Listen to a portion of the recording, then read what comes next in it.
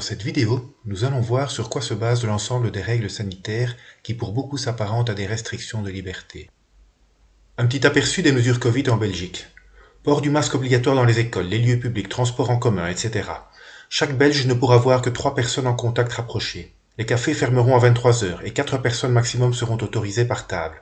Les rassemblements sont limités à 4 personnes. De nouvelles restrictions ont aussi été prises à Bruxelles, où les bars et cafés seront fermés pour un mois à partir de jeudi 8 octobre. Zone rouge, orange, verte. Si vous voulez bien connaître toutes les mesures sanitaires, il vous faudra passer un certain temps car il y en a des dizaines régissant tous les secteurs. On en arrive même à certaines incohérences. Par exemple, 3 personnes dans ma bulle, mais je peux inviter 4 personnes. Ainsi, une famille de 5 personnes peut inviter une famille de 4 personnes, mais la famille de 4 personnes ne peut pas inviter celle de 5 personnes. Qu'est-ce qui change à la fin, puisque les 9 seront réunis de la même façon? Seul le lieu change. On peut avoir 25 personnes dans une classe à l'école, mais seulement 10 à table pour un mariage. Dans un club de sport, vous pouvez faire du sport avec 50 personnes. On peut voir des centaines de personnes au congrès politique. 4 personnes à la table d'un café, mais jusqu'à 23 heures. Après, les virus arrivent-ils en force? Plusieurs centaines de personnes dans une usine, plusieurs milliers dans un stade. Alors pas de foire, mais les parcs d'attractions comme en Libye peuvent rester ouverts, etc., etc., etc. Lors de la conférence de presse du centre de crise du 7 octobre, Yves Van Latem a même émis un nouveau manuel du savoir-vivre, régissant la manière dont vous allez devoir recevoir vos invités. Quelques exemples. Fini de s'éterniser dans le hall d'entrée et de déambuler dans la maison de votre hôte. Évitez aussi de toucher les objets de la maison. On peut enlever le masque lorsqu'on est assis dans le divan ou lorsque l'on mange, mais on ne le dépose pas n'importe où. En tant qu'invité, vous aurez l'occasion d'être impoli, c'est-à-dire de ne pas aider à débarrasser, par exemple. On évite de crier ou de chanter. En effet, les particules émises sont plus nombreuses et ont plus de chances d'atteindre vos proches lorsque vous parlez fort ou lorsque vous chantez, etc., etc. L'article et la vidéo complète se trouvent ci-dessous si vous souhaitez rire un bon coup. Cela illustre en tout cas à quel point les autorités de santé se permettent de s'immiscer dans notre vie privée. On veut donc remodeler notre vie sociale. Et cela, sur quelle base? Eh bien, quasi uniquement sur base des cas positifs, donnés par ces fameux tests PCR. Que sont donc ces tests PCR? Nous allons reprendre une explication courte et simple du journal François, dont vous aurez la référence ci-dessous. Donc, un test PCR Covid positif peut vouloir dire 2 choses. Soit il détecte de l'ARN du virus vivant, le sujet est donc potentiellement contagieux, qu'il soit symptomatique ou malade ou asymptomatique, porteur sain. Soit il détecte de l'ARN du virus mort, qui n'a pas encore été éliminé car les cellules infectées n'ont pas encore été éliminées elles-mêmes. Ceci a pu être observé jusqu'à 2 mois après la contamination. Le sujet est alors positif, mais non contaminant.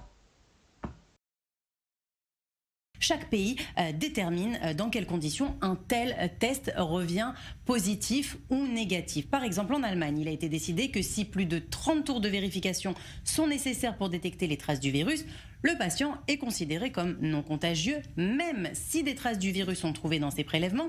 Et donc en Allemagne, ce patient recevra une réponse négative. À Singapour, c'est au-delà de 32 tours que le patient est considéré négatif. Aux États-Unis, au-delà de 34 tours.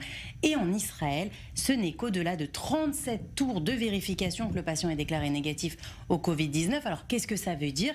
Eh bien tout simplement qu'une partie des personnes considérées positives au Covid-19 en Israël, eh bien elles ne le seraient pas aux États-Unis, à Singapour ou en Allemagne, ce qui a une grande incidence sur la comparaison du nombre de contaminations entre les différents pays. La comptabilisation des contaminés en Israël est plus pointue, elle est plus large. À propos maintenant de la charge virale, nous allons écouter le professeur Toussaint, médecin français et professeur de physiologie de l'université Paris-Descartes. Je vais préciser les choses sur les tests. Si vous avez, comme au printemps, 100 millions de virus détectés dans un microlitre, ça veut dire un petit cube d'1 millimètre de côté, c'est tout petit. Si vous avez 100 millions de virus, vous êtes dans les formes graves qui sont celles que nous avons connues au printemps. Actuellement, nous avons des tests qui permettent de détecter un virus dans la même quantité. Un virus, c'est-à-dire 100 millions de fois moins. Et aucun des tests rendus par les personnes qui les testent avec les bonnes méthodes ne disent quel est le seuil avec lequel l'amplification a été faite et qui change tout, parce Bien qu'au-delà de 24 cycles d'amplification, on sait que les personnes sont très peu contagieuses. Au-delà de 32, on va arriver dans des zones qui sont infinitésimales, et au-delà de 35, on ne peut même plus avoir en culture un virus détecté.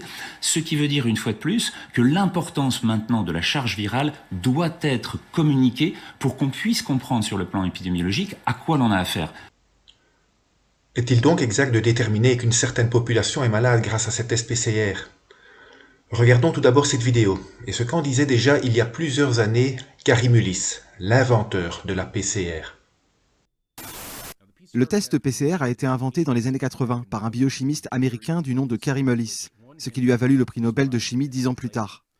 Donc comment un test mis au point il y a près de 40 ans peut-il donc être utilisé pour diagnostiquer ce que l'on nous présente comme une toute nouvelle maladie, découverte l'année dernière par le monde entier? D'après ce que je comprends, c'est impossible.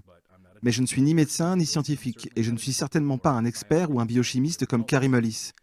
Nous avons vu beaucoup de faux positifs lors des tests de dépistage du coronavirus. On pense que beaucoup de ces faux positifs sont déclenchés par des cellules virales mortes. Nous avons vu des cas de chèvres et de fruits testés positifs, ce qui soulève bien plus de questions que cela n'apporte de réponses. Une femme a même été blessée par un test après qu'un prélèvement nasal ait perforé la paroi de son cerveau, provoquant une fuite de liquide cérébral par le nez. Tout cela à cause d'un virus dont le taux de survie est de plus de 99% pour la plupart des personnes qui l'attrapent.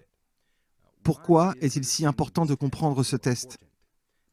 Parce que c'est le catalyseur de la campagne de peur qui est menée par les médias corrompus et qui est ensuite utilisée par le gouvernement comme justification pour imposer des restrictions sur nos vies. Dans cette vidéo, je vais vous montrer plusieurs clips de médecins, en plus de ceux de l'inventaire du test PCR lui-même. Et je suis assez confiant que d'ici la fin de ce programme, vous arriverez à la même conclusion que moi, à savoir que l'on nous ment. Commençons par Kary Mullis, l'inventeur du test PCR. Je voudrais demander ceci à Kary. Comment ont-ils détourné l'usage du PCR pour estimer tous ces supposés ARN viral libres, qui pourraient être là ou pas?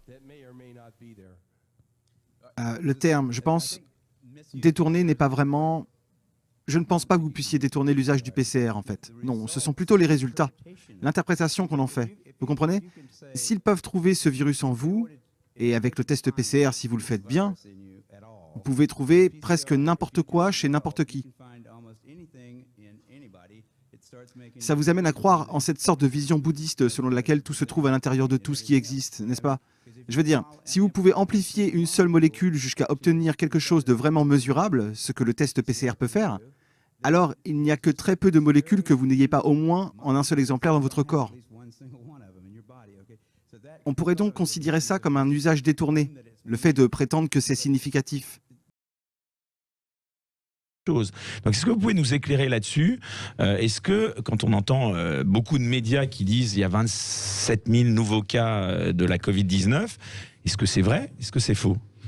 On est testé lorsqu'on est positif à la présence d'un fragment d'ARN viral. C'est-à-dire pas à la maladie. Même pas au virus. Et on mélange au milieu de tout cela des sujets qui sont guéris, des sujets qui sont non contagieux, des sujets qui sont asymptomatiques, des sujets qui sont peu symptomatiques, des sujets malades et des sujets sévères. Et on ne sait plus faire le tri au milieu de tout cela, sans compter même les faux négatifs qui oublient de dépister, ou les faux positifs qui, par excès, vont trouver des gens qui n'auraient jamais rencontré le virus. Sur l'ensemble de ces points, on n'arrive plus maintenant à trouver le lien qui nous ramène à la maladie, qui est la certitude de cas sévères qu'il faut voir sur les formes sévères et sur les décès.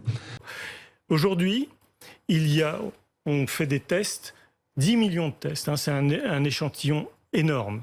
10 millions, parmi ces 10 millions, il y a 96% de gens négatifs. Et sur les 4% restants, il y a 95% de gens qui ne sont pas malades, durement touchés.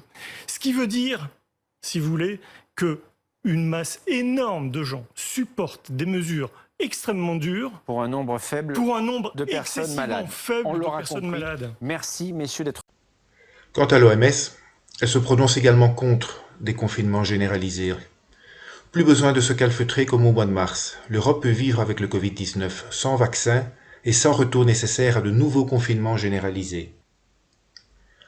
Plusieurs centaines de médecins et de professionnels de la santé s'adressent aux autorités belges et aux médias belges dans une lettre ouverte. Nous, médecins et professionnels de la santé, souhaitons par ce moyen exprimer notre profonde inquiétude quant au déroulement des événements de ces derniers mois concernant l'apparition du virus SARS-CoV-2. Nous faisons appel aux politiciens pour qu'ils s'informent de manière indépendante et critique dans le processus de prise de décision et dans la mise en œuvre de mesures obligatoires visant à protéger contre le coronavirus. Nous demandons ici un débat ouvert, où tous les experts sont entendus sans aucune forme de censure. Après la panique initiale autour du Covid-19, les faits objectifs montrent maintenant une situation complètement différente. Il n'y a plus de base médicale justifiant une politique d'urgence. La politique actuelle de crise est complètement disproportionnée, faisant plus de mal que de bien. Nous plaidons pour l'arrêt immédiat de toutes les mesures et demandons le rétablissement immédiat de notre gouvernance démocratique normale et de toutes nos libertés civiles. Plus loin dans la lettre. L'évolution du Covid-19 a suivi le cours d'une vague d'infection normale, similaire à une saison de grippe. Comme chaque année, nous voyons un mélange de virus de la grippe suivre la courbe. D'abord les rhinovirus, puis les virus de la grippe A et B, puis les coronavirus. Il n'y a rien qui s'écarte de ce que nous voyons normalement. L'utilisation du test PCR non spécifique, qui produit de nombreux faux positifs, a donné une image exponentielle. Ce test a été effectué à la hâte avec une procédure d'urgence et n'a jamais été sérieusement testé par soi-même. Le fabricant a expressément averti que ce test était destiné à la recherche et non au diagnostic. Le test PCR fonctionne avec des cycles d'amplification du matériel génétique. Un morceau de génome est amplifié à chaque fois. Toute contamination, par exemple d'autres virus, des débris du génome d'un ancien virus, peut éventuellement donner un faux positif. Le test ne mesure donc pas combien de virus sont présents dans l'échantillon. Une véritable infection virale signifie une présence massive de virus, ce qu'on appelle la charge virale. Si le test est positif chez une personne, cela ne signifie pas que cette personne est effectivement cliniquement infectée, malade ou susceptible à tomber malade. Étant donné qu'un test PCR positif n'indique pas automatiquement une infection ou une infectiosité active, cela ne justifie pas les mesures sociales prises, qui sont basées uniquement sur ces tests. Le docteur Pascal Sacré dit lui que la PCR est trop sensible. CT ou seuil de positivité de 37 trop élevé. Elle ne distingue pas le SARS-CoV-2 des coronavirus banaux du rhume et ne tient pas compte des mutations du SARS-CoV-2 original. Il est probable, en période froide, de recrudescence d'infections respiratoires banales, grippe et rhume, et que toute personne qui fera une PCR aujourd'hui sera positive, et ce sera jusqu'en mars prochain. Est-ce le but? Va-t-on reconfiner et remettre en péril tous les pays, toutes les économies, qui, je le rappelle, soutiennent l'accès aux soins de qualité, donc la bonne santé, donc le sauvetage de vie, pour du surdiagnostic inapproprié? Il faut arrêter de faire ces PCR, ou alors exiger que leurs fabricants garantissent et prouvent la spécificité du test au SARS-CoV-2 actuel et fournissent le seuil de positivité, qui ne doit pas être supérieur à 30. Dans l'excellente revue belge Keros, un biophysicien, ancien directeur scientifique médical à la Défense belge, ancien directeur de la division épidémiologique et biostatistique, va plus loin. Il dit entre autres: « Je mets au défi tout scientifique belge ou étranger de démontrer que mes explications sur ces tests PCR, selon que l'on soit symptomatique ou non, sont erronées. » Il dit en substance: « Les experts se sont alors livrés à des joutes statistiques aussi inutiles que destructrices en parlant des résultats faussement positifs ou faussement négatifs, alors que c'est l'utilité même des tests PCR qui est en cause. Cette méthode PCR ne détecte que la présence des gènes du virus SARS-CoV-2, mais en aucun cas n'informe sur la condition physique de la personne testée. L'utilité médicale et sociale de la PCR en l'absence de tout symptôme est quasi nulle. Il n'y a donc aucune légitimité à déclarer des zones rouges. Après plus de 10 mois de crise, il est légitime de poser la question de l'absence de la seule mesure du danger réel qui seule permettrait de pratiquer une gestion saine des risques. La seule vraie mesure du danger posé par ce virus est le fameux IFR, Infection Fatality Rate, c'est-à-dire le taux de mortalité calculé en tenant compte à la fois des personnes symptomatiques, mais aussi des personnes asymptomatiques.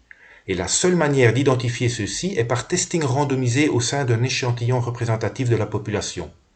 Il n'est en effet nul besoin de tester tout le monde pour calculer un tel IFR. Ces tests doivent être des tests sérologiques, pas des PCR. Il est plus que temps de s'occuper des gens au lieu de s'occuper des chiffres. Que Bruxelles ou Anvers ait plus de PCR positifs sur des personnes asymptomatiques qu'un village en Gaume ne signifie rien, absolument rien en termes de gestion du risque. Alors en parlant de mortalité, jetons un coup d'œil sur la courbe des décès Covid. On voit bien à gauche le pic de mars-avril, et puis une chute jusque maintenant, avec juste quelques petits soubresauts, notamment en août. C'est probablement dû à la canicule. Et puis ces quelques derniers jours, mais c'est sans aucun rapport avec ce printemps. Il n'y a donc pas de deuxième vague. Nous sommes dans ce qu'on appelle une traîne épidémique, avec seulement, sporadiquement, quelques cas graves. Regardons aussi ce graphique, qui nous donne la mortalité totale en Belgique. 4 courbes pour ces 4 dernières années. 2020 est en rouge. On voit toujours le pic de mars-avril, mais par la suite, ces courbes sont assez similaires. Et aujourd'hui, on le voit tout à droite, la mortalité est même inférieure à celle de la période correspondante des 3 années précédentes.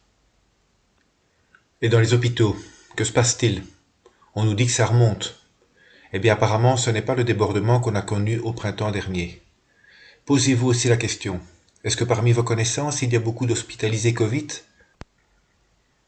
Et le porte-parole du CHU de Liège confirme que la situation actuelle ne déroge pas à la normale. Il y a un effet saisonnier avec les maladies de l'automne, pneumonie, etc. L'an dernier, à cette époque déjà, on avait dû fermer les urgences car l'hôpital était plein. Et il ajoute, le fond du problème, c'est le manque de personnel infirmier. Certaines unités tournent avec moitié moins de personnel médical avec la même charge de travail, donc le stress est grand. Bref, rien de neuf sous la météo automnale, juste une pénurie d'infirmières qui donne l'impression de problèmes sanitaires. On le voit partout dans le monde, des médecins, des épidémiologistes, des virologues le disent. L'épidémie est terminée. Ici encore, le Dr Mike Yeadon, ancien directeur scientifique de Pfizer, le déclare. La seconde vague est fabriquée sur base de faux tests Covid positifs. La pandémie est terminée. Qu'est-ce qu'on peut dire en conclusion? 1. Il y a une multitude d'annonces anxiogènes de la part des médias mainstream. 2. Les statistiques sont trompeuses. Un cas positif, c'est différent d'un malade ou hospitalisé. 3. L'augmentation des hospitalisations est relativement lente en comparaison avec le pic de mars-avril. Pas d'augmentation exponentielle caractéristique d'un épisode épidémique. 4. Les décès dus au Covid-19 ont été recensés principalement chez des personnes qui avaient déjà des comorbidités. 5. Le vrai danger, c'est la crise économique qui s'annonce, avec les nombreuses pertes d'emplois, les établissements Horeca qui vont fermer, l'accroissement de la pauvreté, la détresse psychologique, les suicides. Mais ça, on aura l'occasion d'en reparler. Et nous finirons avec cet excellent montage vidéo qui vous explique comment vous allez maintenant devoir organiser vos dîners. C'est pas la stratégie qui m'inquiète, c'est le stratège. Toute visite à domicile de quelqu'un commence par une invitation, normalement. On te voit mercredi? Ce qui est sérieux, c'est que j'ai pas de con pour mercredi et que je commence à paniquer. Ce que vous allez essayer de faire en recevant des gens chez vous, c'est ce qui se passe actuellement dans un restaurant. Pierre, j'en tiens un. Comment est-il? Un champion du monde. L'invitation, ça veut dire que vous avez un contact avec la personne qui va venir manger chez vous.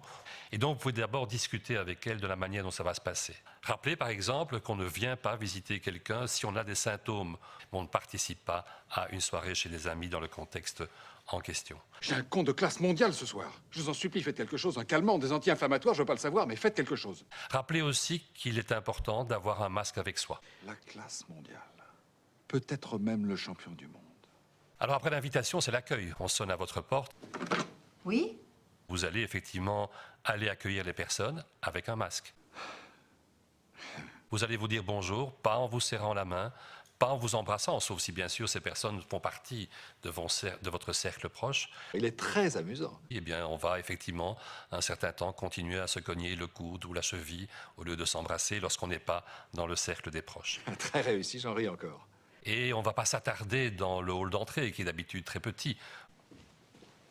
On va aller vers l'endroit où se passera la soirée. On va essayer de rester le plus stable, le plus fixe à sa place possible. Ça dépasse tout ce que j'ai pu imaginer. On enlève son masque, bien sûr, lorsqu'on s'est assis, dans le divan par exemple. Ah, mais ça ne m'étonne pas du tout. Les gens vont songer à prendre leur masque avec eux, si vous le dites. Ils ne vont pas forcément songer à prendre un réceptacle pour mettre leur masque. Donc, songez à le mettre par politesse lorsque les gens arrivent chez vous. Oui, pour ce qui est de l'ouvrage, c'est encore un projet un peu vague. On va se désinfecter les mains, bien sûr, après avoir manipulé son masque. Tu peux me laver les mains? Première porte à gauche. Les toilettes, il faut effectivement qu'il y ait là du gel hydroalcoolique ou s'il y a le fameux lavabo et le savon qui fonctionneront aussi bien que le gel hydroalcoolique. Parfait. La personne qui va servir, que ce soit le maître de maison ou la maîtresse de maison, va vous servir, si possible, en portant un masque. Qu'est-ce qu'il raconte? C'est fini, oui. En tant qu'invité, eh bien, vous aurez l'occasion d'être ce qu'on appelait avant impoli. Il serait pas un peu con, dis-moi? Vous aurez l'occasion de rester assis et de ne pas aider. Il est hors concours, celui-là. De ne pas aider au service, de ne pas aider à débarrasser, de manière à ce qu'on évite justement que les gens se croisent et se touchent dans tous les sens. Mais vous allez nous lâcher un peu, vous? Évitez les plateaux communs, oui c'est vrai, essayez d'avoir un bol pour vous, un petit plateau pour vous, et pas quelque chose où tout le monde picore, évitez les buffets. Ça veut dire qu'au niveau de la table, il y aura aussi une bouteille de gel hydroalcoolique. Ça sera une bouteille de plus. Alors lorsqu'on rencontre des gens, c'est pas seulement pour manger, mais c'est surtout pour parler, c'est pour échanger entre soi. Parler, ça veut dire qu'on parle et qu'on évite de crier, qu'on évite de chanter trop fort. Pourquoi? Parce qu'on sait que si on parle fort, que si on chante par exemple, on émet des dizaines de fois plus de particules qu'en parlant normalement. Il a la voix fatiguée. C'est pas bon signe. Toute la pièce, et c'est vrai d'ailleurs pour les toilettes aussi, mais toute la pièce où on se trouve, le salon, la salle à manger, auront intérêt en hiver à être bien ventilés. Parce que ne fantasmons pas, nous ne vivons pas dans le sud de la France et il sera difficile de faire des réceptions les mois qui viennent à l'extérieur. Et donc on sera très souvent à l'intérieur. Il est doué, hein? Alors dans ce contexte-là, ça peut paraître un peu compliqué. C'est fini, oui. Et il y a moyen de garder une vie sociale. Je pense que c'est très important de garder cette vie sociale dans les mois d'hiver qui viennent devant nous et avant qu'on soit un peu libéré, j'espère à partir de mars, avril, mai. C'est le seul qui puisse le faire, Pierre. Ah non! Tout ce que je peux vous dire, c'est qu'en une soirée, vous avez vengé tous les cons qui ont participé à tous les dîners de cons à travers les âges et dans le monde entier. Voilà. Il n'y a pas de mal à se moquer des abrutis, ils sont là pour ça, non?